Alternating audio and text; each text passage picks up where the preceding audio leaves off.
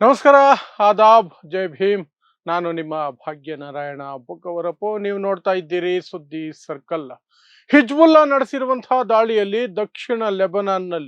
ದಕ್ಷಿಣ ಲೆಬನಾನ್ನಲ್ಲಿ ಇಸ್ರೇಲ್ನ 106 ಸೈನಿಕರು ಹತರಾಗಿದ್ದಾರೆ ಅನ್ನುವಂತಹ ಸುದ್ದಿಗಳು ಬರ್ತಾ ಇದೆ.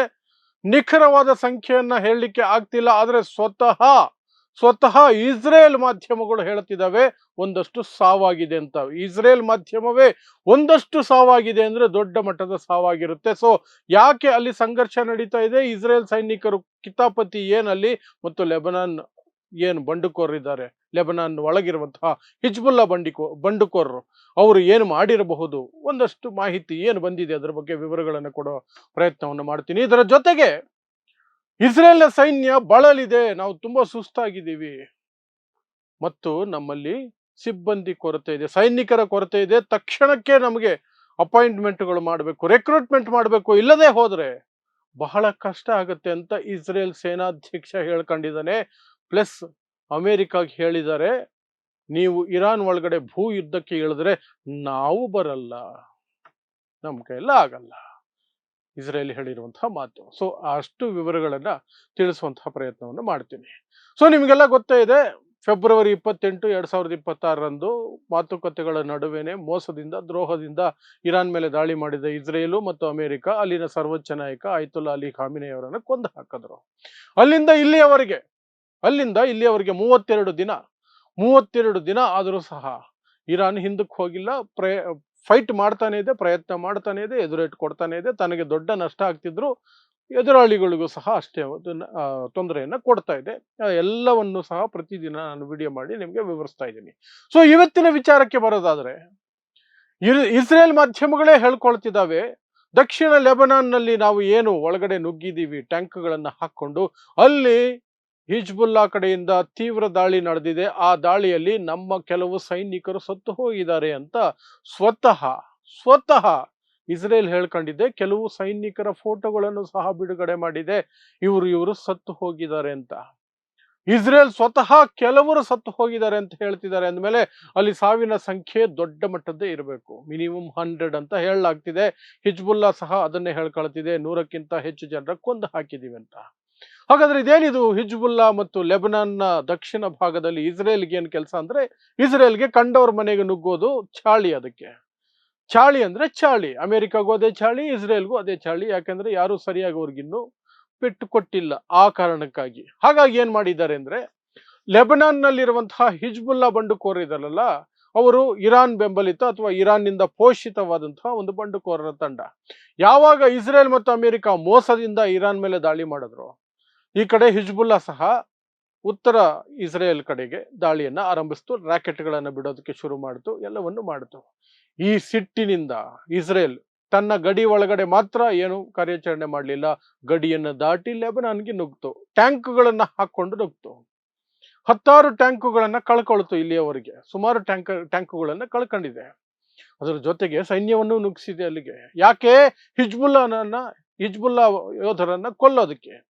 ಅಷ್ಟು ಮಾತ್ರ ಮಾಡಿದ್ರು ಸಹ ಓಕೆ, ಯೋಧರ ಜೊತೆ ಫೈಟ್ ಮಾಡ್ತಿದ್ರು, ಲೆಟ್ ದೆಮ್ ಫೈಟ್ ಅನ್ಬೋದು. ಆದರೆ ಈ ನೀಚ ಇಸ್ರೇಲ್ ಮಾಡಿರುವಂತಹ ಕೆಲಸ ಏನು ಅಂದ್ರೆ, ದಕ್ಷಿಣ ಲೆಬನಾನ್ನಲ್ಲಿದ್ದಂತಹ ಜನರನ್ನ ಪ್ರಜೆಗಳನ್ನ ಬೆದರಿಸಿ ಹೆದರಿಸಿ ಒಂದಷ್ಟು ಸಾವು ನೋವು ಮಾಡಿ, ಅವ್ರ ಮೇಲೆ ಅಟ್ಯಾಕ್ ಮಾಡಿ, ಮನೆಗಳನ್ನ ಅಟ್ಯಾಕ್ ಮಾಡಿ, ಧ್ವಂಸ ಮಾಡಿ, ಬಾಂಬ್ ಹಾಕಿ ಎಲ್ಲ ಮಾಡಿ ಸುಮಾರು 10 ಲಕ್ಷ ದಕ್ಷಿಣ ಲೆಬನಾನ್ನ ಪ್ರಜೆಗಳನ್ನ ಮೇಲಕ್ಕೆ ತಳ್ಳಿಬಿಟ್ಟಿದ್ದಾರೆ.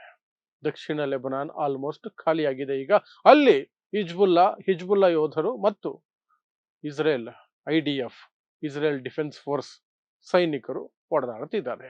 ಆ ಹೊಡೆದಾಟದಲ್ಲಿ, ಆ ಯುದ್ಧದಲ್ಲೇನೆ 100ಕ್ಕಿಂತ ಹೆಚ್ಚು ಜನ ನಿನ್ನೆ ಆದ ದಾಳಿಯಲ್ಲಿ ಸತ್ತು ಹೋಗಿದ್ದಾರೆ ಅನ್ನುವಂಥದ್ದು ಬರ್ತಿರುವಂತಹ ಸುದ್ದಿಗಳು. ಸ್ವತಃ ಇಸ್ರೇಲ್ ಮಾಧ್ಯಮವೇ ಸ್ವಲ್ಪ ಸಾವು ನೋವಾಗಿದೆ ಅಂದಮೇಲೆ ದೊಡ್ಡ ಮಟ್ಟದ್ದೇ ಆಗಿರುತ್ತೆ. ಅದು ಒಂದು ಕಡೆ ಆದ್ರೆ, ಇನ್ನೊಂದು ಕಡೆ IDF ನ ಮುಖ್ಯಸ್ಥ, ಇಸ್ರೇಲ್ ಡಿಫೆನ್ಸ್ ಫೋರ್ಸಸ್ನ ಎಲ್ಲಾ ಸೇನೆಗಳ ಅಧ್ಯಕ್ಷ ಲೆಫ್ಟಿನೆಂಟ್ ಜನರಲ್ ಎಯಾಲ್ ಝಾಮೀರ್ ಅನ್ನುವಂಥವನು, ಆತ ಒಂದು ಹೇಳಿಕೆಯನ್ನ ಕೊಟ್ಟಿದ್ದಾನೆ. ನಾವು ಸಿಬ್ಬಂದಿ ಕೊರತೆಯನ್ನ ಎದುರಿಸ್ತಾ ಇದ್ದೀವಿ, ತಕ್ಷಣಕ್ಕೆ ರಿಕ್ರೂಟ್ಮೆಂಟ್ ಆಗಬೇಕು, ಸಿಕ್ಕಾಪಟ್ಟೆ ಸೈನಿಕ ಸಂಖ್ಯೆ ಹೆಚ್ಚಾಗಬೇಕು, ಇಲ್ಲದೆ ಹೋದ್ರೆ ಮುಂದಿನ ದಿನಗಳಲ್ಲಿ ಕಷ್ಟ ಆಗುತ್ತೆ. ಇರಾನ್ ತೀವ್ರತರವಾದಂತಹ ದಾಳಿಯನ್ನ ನಡೆಸ್ತಾ ಇದೆ.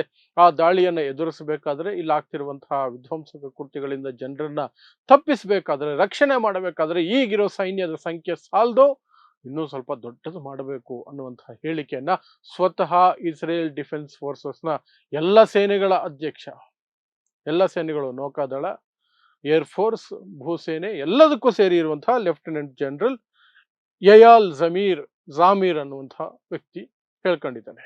ಇನ್ನೊಂದು ಸುದ್ದಿ ಏನ್ ಬರ್ತಿರೋದು, ಈಗ ಅಮೆರಿಕ ಒಂದು 57,000ಕ್ಕಿಂತ ಹೆಚ್ಚು ಸೈನಿಕರನ್ನ ಸಿದ್ಧ ಮಾಡಿಕೊಂಡು ಇರಾನ್ ಒಳಗಡೆ ನುಗ್ಗಬೇಕು, ಇರಾನ್ ಮೇಲೆ ದಾಳಿ ಮಾಡಬೇಕು, ಭೂ ದಾಳಿ ಮಾಡಬೇಕು, ಲ್ಯಾಂಡ್ ವಾರ ಆಗಬೇಕು, ಬೂಟ್ಸ್ ಆನ್ ದ ಗ್ರೌಂಡ್ ಅಂತಾರೆ, ಅದಾಗಬೇಕು, ಸೈನಿಕರನ್ನು ನುಗ್ಗಿಸ್ತೀನಿ ಅಂತ ಟ್ರಂಪ್ ಹುಚ್ಚಾಟ.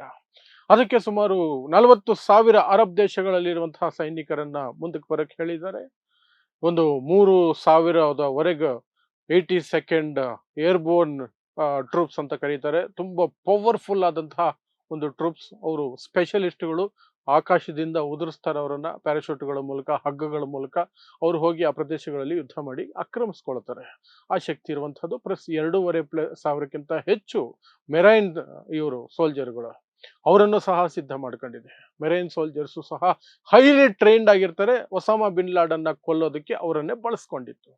ಸೊ ಅಂಥವರೊಂದು 6-7 ಸಾವಿರ, 40,000 ಅರಬ್ ದೇಶಗಳಲ್ಲಿರುವಂತಹ ಅಮೆರಿಕ ಸೈನಿಕರು, ಅಲ್ಲಿರುವಂತಹ ವಾಯುನೆಲೆ, ಸೇನಾ ನೆಲೆಗಳಿಂದ, ಪ್ಲಸ್ 10,000 ಇನ್ನು ನಾರ್ಮಲ್ ಸೈನಿಕರು, ಎಲ್ಲಿ ಅಮೆರಿಕದಲ್ಲಿರುವಂತಹ ನಾರ್ಮಲ್ ಸೈನಿಕರು, ಅವರನ್ನು ಸಹ ತಯಾರಿರೋದಕ್ಕೆ ಹೇಳಿದ್ದಾರೆ. ಆ ಮೂಲಕ ಸುಮಾರು 57,000ಕ್ಕಿಂತ ಹೆಚ್ಚು ಅಮೆರಿಕ ಸೈನಿಕರು ಇರಾನ್ ಮೇಲೆ ದಾಳಿ ಮಾಡಬೇಕು. ಅಲ್ಲಿರುವಂತಹ ಖರ್ಗ್ ದ್ವೀಪವನ್ನು ಮುಖ್ಯವಾಗಿ ನಾವು ವಶಪಡಿಸಿಕೊಳ್ಳಬೇಕು.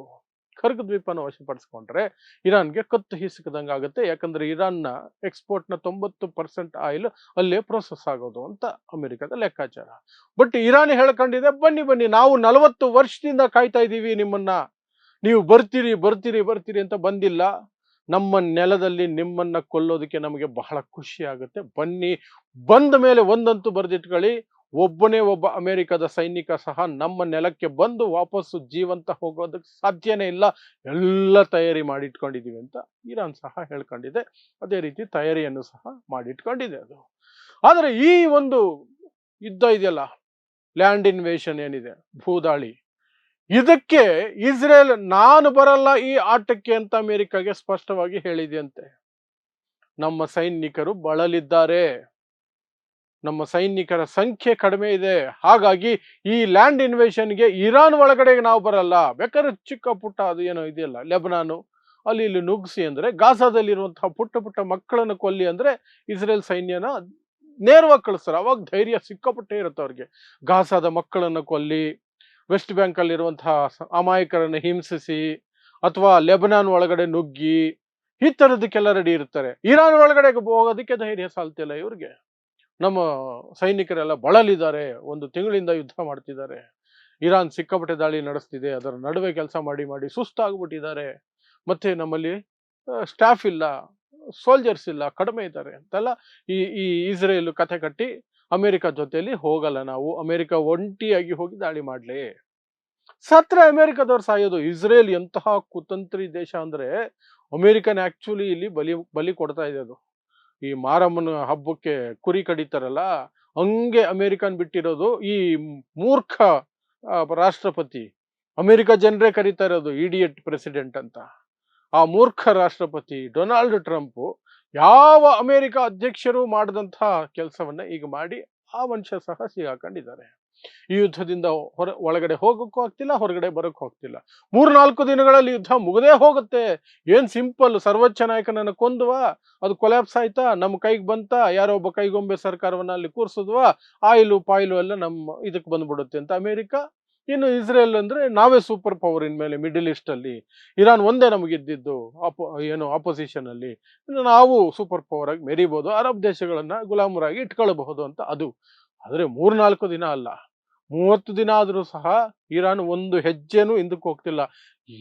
ವಾಪಸ್ ಉಲ್ಟಾ ಆಗಿರೋದೇನು ಅಂದ್ರೆ, ಅಮೆರಿಕ ಬೇಡ್ತಾ ಇದೆ ಸೀಸ್ ಫೈರ್ ಅಂತ.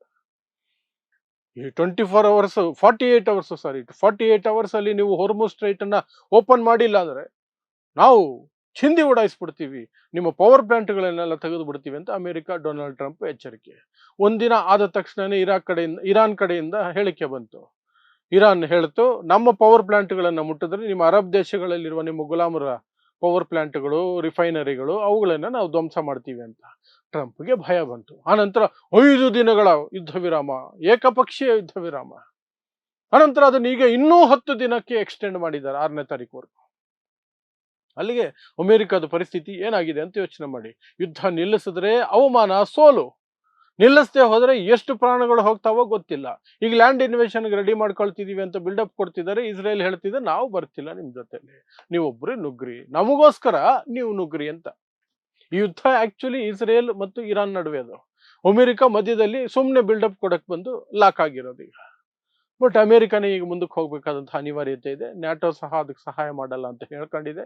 ನ್ಯಾಟೋದ ಸದಸ್ಯ ರಾಷ್ಟ್ರ ತುರ್ಕಿ ಸಹ ಇರಾನ್ ಪರವಾಗಿ ಹೋಗೋ ಸೂಚನೆಗಳನ್ನು ಕೊಡ್ತಾ ಇದೆ. ಇದೆಲ್ಲದರ ನಡುವೆ ಅಮೆರಿಕ ಈಗ ಒಬ್ಬಂಟಿಯಾದರೂ ಸಹ ಫೇಸ್ ಸೇವಿಂಗ್ ಅಂತ ಕರ್ಕೊಳ್ತಲ್ಲ, ಮಾನ ಉಳಿಸ್ಕೊಳ್ಳೋಕ್ಕೆ ಏನೋ ಒಂದು ಪ್ರಯತ್ನ ಮಾಡಬೇಕು. ಆದರೆ ಎಷ್ಟು ಅಮೆರಿಕ ಸೈನಿಕರನ್ನು ಬಲಿ ಕೊಡುತ್ತೋ ಗೊತ್ತಿಲ್ಲ. ವಿಯೆಟ್ನಾಂ ಯುದ್ಧದ ಸಂದರ್ಭದಲ್ಲಿ ಇದೇ ರೀತಿ ಹುಚ್ಚು ಧೈರ್ಯ ಮಾಡಿ 58,000 ಅಮೆರಿಕ ಸೈನಿಕರು ಸತ್ತು ಹೋಗಿದ್ರು. 58,000, ಒಂದೆರಡ ಎರಡಲ್ಲ, 58,000 ಅಮೆರಿಕ ಸೈನಿಕರು ಸತ್ತು ಹೋಗಿದ್ರು ವಿಯೆಟ್ನಾಂ ಅಂತ ಪುಟ್ಟ ದೇಶದ ಮೇಲೆ ದಾಳಿ ಮಾಡಕ್ ಹೋಗಿ ಅಷ್ಟೇ. ಸೊ ನೋಡೋಣ ಇರಾನ್ ಅಲ್ಲಿ ಯಾವ ರೀತಿ ಇವ್ರಿಗೆ ಪ್ರತಿಕ್ರಿಯೆ ಸಿಗುತ್ತೆ, ಪ್ರತಿರೋಧ ಸಿಗುತ್ತೆ. ವೇಟ್ ಅಷ್ಟೇ. ಸೊ ಇಂತಹದ್ದೇ ವಿಶೇಷ ಸುದ್ದಿಗಳಿಗಾಗಿ ನೋಡ್ತಾ ಇರಿ ಸುದ್ದಿ ಸರ್ಕಲ್. ನಾನು ನಿಮ್ಮ ಭಾಗ್ಯನಾರಾಯಣ ಬೊಗವರಪು.